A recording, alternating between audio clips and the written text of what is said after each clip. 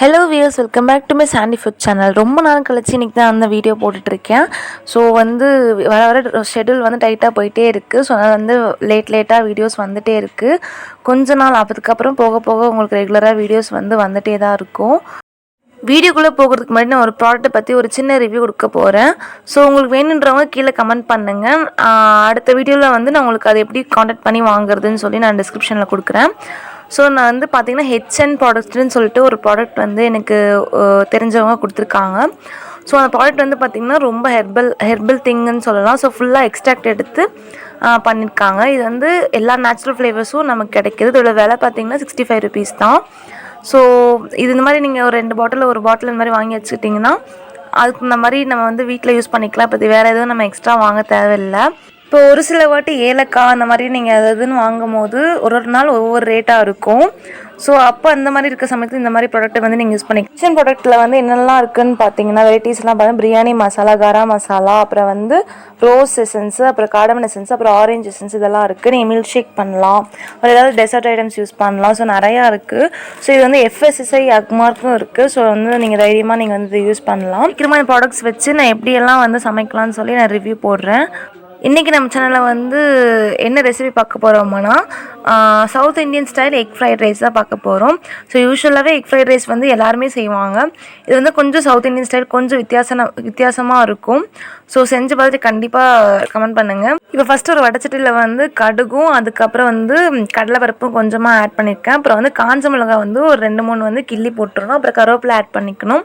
So south Indian ஸ்டைல்னாவே கொஞ்சம் இந்த மாதிரி தான் இருக்கும். ஸோ வித்தியாசமாக இருக்குன்றதுனால அதுக்கடுத்து 2 வெங்காயம் பொடுசாக நறுக்குனதை வதக்கிக்கலாம். ஸோ நல்லா கொஞ்சம் ஓரளவுக்கு வதங்குற மாதிரி பார்த்துக்கோங்க. சவுத் இண்டியன் ஸ்டைலில் எக் ஃப்ரைட் ரைஸ்னால் அந்த லைட்டாக நமக்கு சவுத் இண்டியன் ஸ்டைலில் நம்ம ஃப்ளேவர் கிடைக்கும்.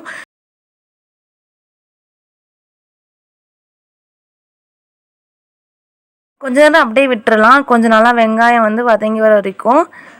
இப்போ பார்த்திங்கன்னா வெங்காயம் கொஞ்சம் நல்லா வதங்கிடுச்சு.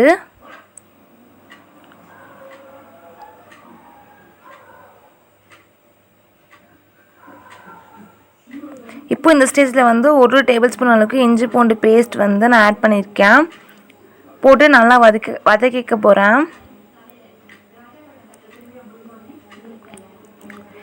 இந்த மாதிரி ஃப்ரைட் ரைஸு இந்த மாதிரி ஒரு சில ஃபுட்ஸ் எல்லாம் பார்த்திங்கன்னா நம்ம இரும்பு கடாயில் செஞ்சால் ரொம்ப ரொம்ப நல்லாயிருக்கும்.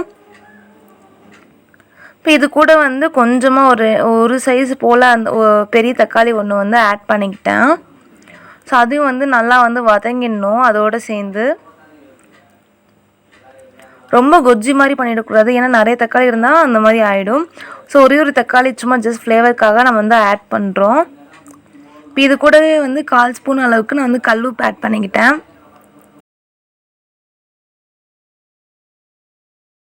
இப்போ இதெல்லாம் நல்லா சேர்த்துட்டு நல்லா வதக்கிக்கணும். ஸோ நல்லா வதங்க அந்த தக்காளி ஃபுல்லாக ஸ்மாஷ் ஆகி ஃபுல்லாக அது நல்லா வெளியே வரணும். ஸோ அது வரைக்கும் நல்லா எண்ணெயில் நீங்கள் வதக்கிக்கோங்க.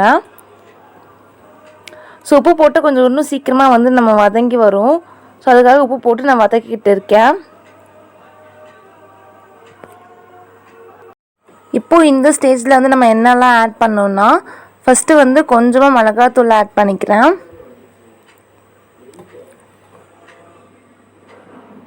அதுக்கடுத்து கொஞ்சமாக மிளகாத்தூள் ஆட் பண்ணதுக்கப்புறம் கொஞ்சமாக மஞ்சள்தூள் ஆட் பண்ணிக்கிறேன். மசாலா சேர்த்துனா நல்லா கொஞ்சம் ஓரளவுக்கு நல்லா வதக்கிடணும். ஸோ வதக்குனதுக்கப்புறம் நான் கொஞ்சமாக சிக்கன் மசாலா ஆட் பண்ணிக்க போகிறேன். ஒரு 1/2 டேபிள்ஸ்பூன் அளவுக்கு சிக்கன் மசாலா தூள் ஆட் பண்ணுறேன். ஸோ அதையும் சேர்த்து நல்லா ஒருக்கா நல்லா வதக்கிக்கணும். ஸோ வதங்கி ஃபுல்லாக எண்ணெய்லாம் கொஞ்சம் மேலே திரியிற வரைக்கும் மேலே அது வரைக்கும் நல்லா வதங்கணும். இது கொஞ்சம் நல்லா வதக்கிட்டு கொஞ்சம் சிம்மில் வச்சுட்டு கொஞ்சம் நல்லா வதங்கணும். ஸோ கொஞ்சம் தீர மாதிரி அந்த மாதிரி இருக்கும் கொஞ்சம். அப்போ நீங்கள் லைட்டாக ஜஸ்ட்டு ஒரு 2 ட்ராப் தண்ணி மட்டும் விட்டுட்டு நல்லா சாட்டேட் பண்ணிக்கோங்க. நல்லா ஃபுல்லாக சாஸியாக இருக்கிற மாதிரி பார்த்துக்கோங்க. ஸோ கொஞ்சம் ஒரு 2 minutes அதுக்கப்புறம் கொஞ்சம் நல்லா இதாகிடும். ஸோ அவ்வளோதான், சரியாக போயிடும். இப்போ அவ்வளோதான், கொஞ்சம் நல்லா சிம்மில் வச்சுட்டு ஃபுல்லாக நல்லா வதங்கி மேலே வந்து எண்ணெய் திரிஞ்சு நல்லா இதாகணும். ஸோ வந்துருச்சு இப்போ ஆல்மோஸ்ட். இப்போ அந்த மாதிரி தான் என் மேலே எண்ணெய் திரிஞ்சு வந்துருச்சு. இப்போ வந்து 4-5 முட்டையை வந்து உடச்சி நல்லா அடித்து வச்சுருக்கிறத வந்து அப்படியே வந்து சேர்த்துட்டோம்.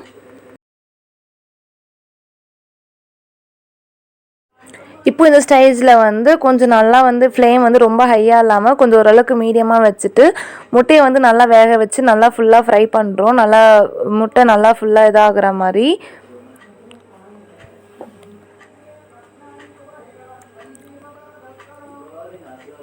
அவ்வளோதான், நம்ம இப்போ இது வந்து சரியாக போச்சு.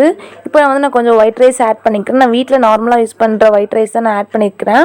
உங்கள்கிட்ட என்ன கடை அரிசி இருந்தாலும் ஓகே. ஸோ அந்த மாதிரி உங்களுக்கு டேஸ்ட் வந்து நல்லா வரும் இன்னும்.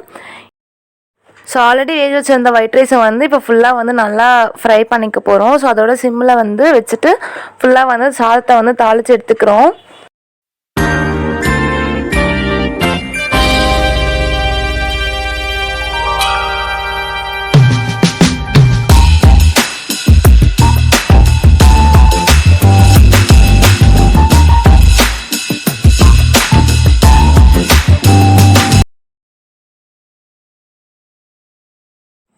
இந்த சாதம் ஃபுல்லாக நல்லா பரட்டி எடுத்துக்கணும். இப்போ வந்து சாதம் கொஞ்சம் கம்மியாக இருக்க மாதிரி இருக்குதுன்னு சொல்லிட்டு நான் கொஞ்சம் ஒயிட் ரைஸும் வந்து ஆட் பண்ணிக்கிட்டேன். அது கூட கொஞ்சம் உப்பும் ஆட் பண்ணிக்கிட்டேன்.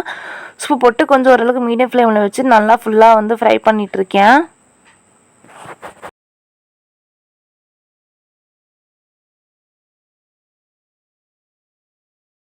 இப்போ அவ்வளோதான், சாதம் கொஞ்சம் நல்லா ஓரளவுக்கு நல்லா வந்து கலந்து வந்துடுச்சு.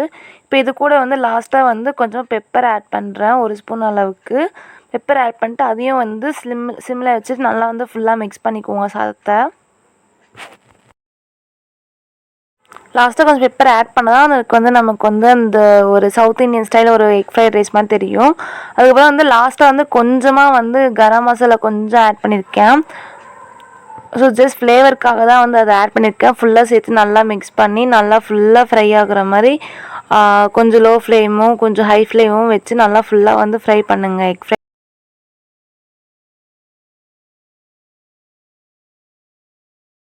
அப்புறம் அவ்வளோதான், நம்ம எல்லாமே மிக்ஸ் பண்ணி கொஞ்சம் நல்லா இதாக கொண்டு வந்துட்டோம். லாஸ்ட்டாக வந்து கொஞ்சம் கருவேப்பிலை எடுத்து நம்ம வந்து ஃபுல்லாக வந்து அது மேலே வந்து ஆட் பண்ண போகிறோம்.